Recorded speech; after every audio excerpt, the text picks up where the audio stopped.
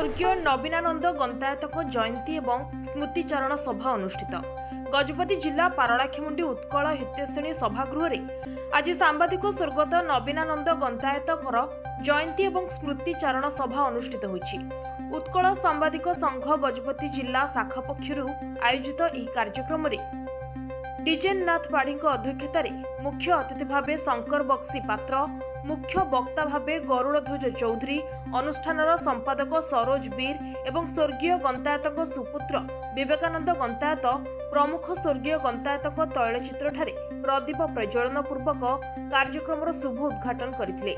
एही परिप्रेक्षी स्वर्गत गंतायत किपरि निजर सांबादिक जीवन अतिबाहित करथिले, किपरि से समय जिलार विभिन्न संवाद को निज कलम मुନରେ स्वर उठाउथिले, से समस्त विषय को नहीं अतिथि माने स्मृतिचारण पूर्वक निज निजर अभिभाषण प्रदान करथिले। एही परिप्रेक्षी बहु सांबादिक एवं बुद्धिजीवी उपस्थित रहिथिले। सरोज बीरा उत्कल सांबादिक संघ गजपति शाखार संपादक।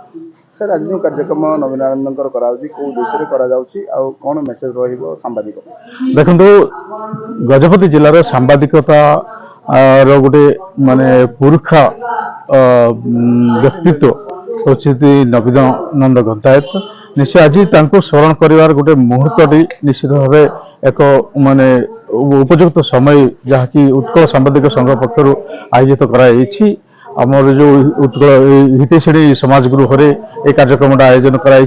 पारଳାଖେମୁଣ୍ଡି सहर माने वरिष्ठ नागरिक और विभिन्न बुद्धिजीवी शिक्षाविद माने उपस्थित रही ये जो सांबादिकता लाइन रे गजपति जिला कहतु कि पारଳାଖେମୁଣ୍ଡି सदर महकुमा जो नवीनानंद गंतायत जो अवदान रही स्मरण कर गोटे कार्यक्रम निहाती आवश्यक रही। कारण ये सी जड़े प्रेरणादायी लोक थिले एवं सांबादिक मानक से गोटे गोटे आदर्श भाव से थिले जहाँकि से लोकों गणमाध्यम प्रतिनिधित्व करिवारे एवं लोकों समस्या पारଳାଖେମୁଣ୍ଡି समस्या एवं गजपति समस्या उपस्थापन करिवारे तांकर बलिष्ठ भूमिका थिला।